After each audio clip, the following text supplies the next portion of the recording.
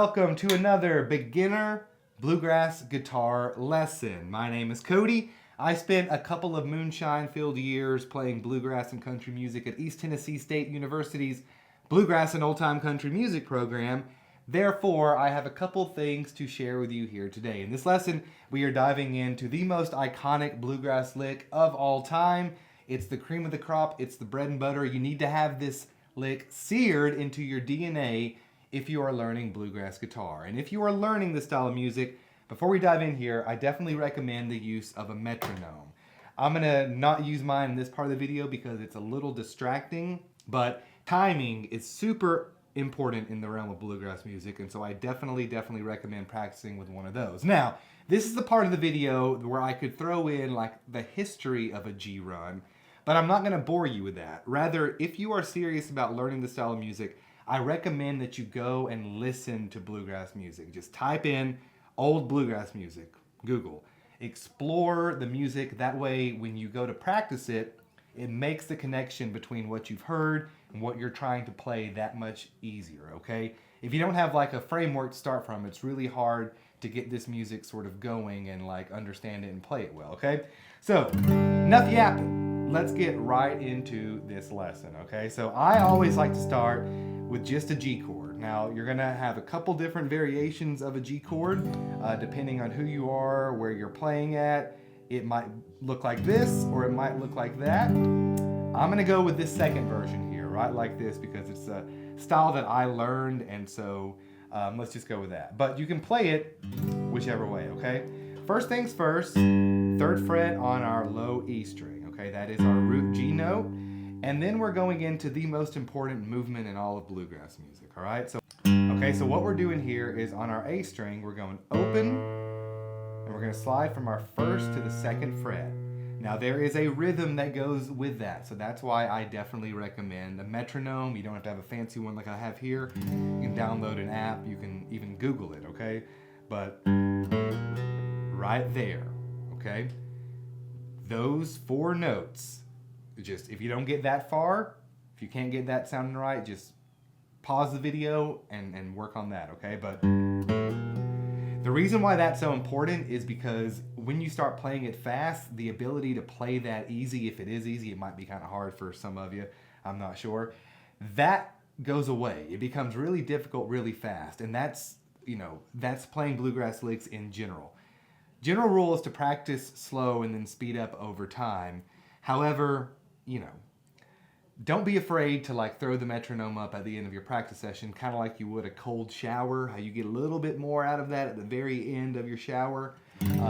But for the most part, practice it slow, and if you practice it slow and you dig in to that slide, it should sound very pronounced, it should sound clean, it should sound full.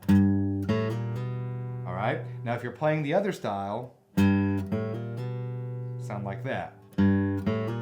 Look like that rather. It should sound exactly the same, okay? And like I said, that rhythm is important, okay? If you're kind of lumbering over your hand position, if it's like, you kind of feel like you're making that slide kind of haphazardly, that's okay. But the important thing is that you sort of lock that in over time and then really make that nice and fluid, okay? From there, we're going open on our D string. Pulling off on the D string 2nd fret, okay? And then we're ending on our open G string. But again, the subtleties here, the nuances are super important because you might get to that pull off and it might not even sound like it's what you're wanting it to sound like, okay? That's all okay.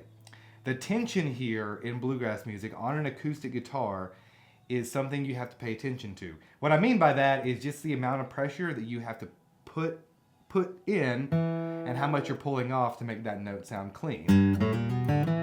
Okay, now why that's different on an why that's different on an acoustic as opposed to an electric is there's just a lot more like sensitivity to the strings, right? Like it's a different feel entirely down there on those frets as you do have up here, okay? So that's why, All this takes a long time to get right. I get asked all the time, like, how do you learn to play that clean? It's repetition. It's just putting in the time, making sure that you get, the first parts of it right before you move on to the next part. And that's a part that might, throw some of y'all for a loop if you're new to this style of music, because it might just come out sounding cloudy, or you might get a fret buzz, and some of it that has to do with your instrument, but really you're looking for a nice, like, you're really kind of digging in to that second fret on the D string, enough to where you're getting that clean note on the pull off as well. Okay? Again, do not get discouraged if this doesn't click right away, if it just sounds completely out of time, if your hand's going crazy things or doing crazy things and it's not like at all doing what you're thinking it's going to do. That's okay. That's where practice comes in. In bluegrass music, you really need to focus on reducing the amount of space that you're traveling, okay? So what I mean by that is when you go to make that slide, you want to have your fingers pretty close to that string to make the slide. You don't want it to pull off, go like, or something like that, because that's going to throw off your timing really quickly.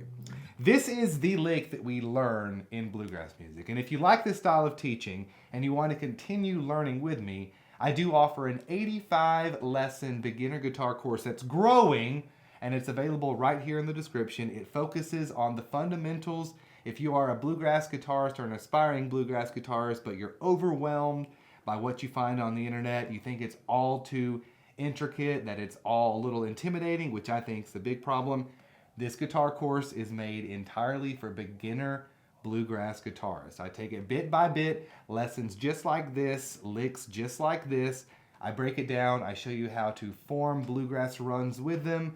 We go into rhythm. We go into full bluegrass instrumentals and breaks, and I make it to where it's easy to understand without crazy, overcomplicated lingo. If you are interested, check the link in the description. Get on in there. It's a great learning experience, and I'm a former educator, so your learning outcomes are very, very important to me. Until next time, folks, we will see you. Bye-bye.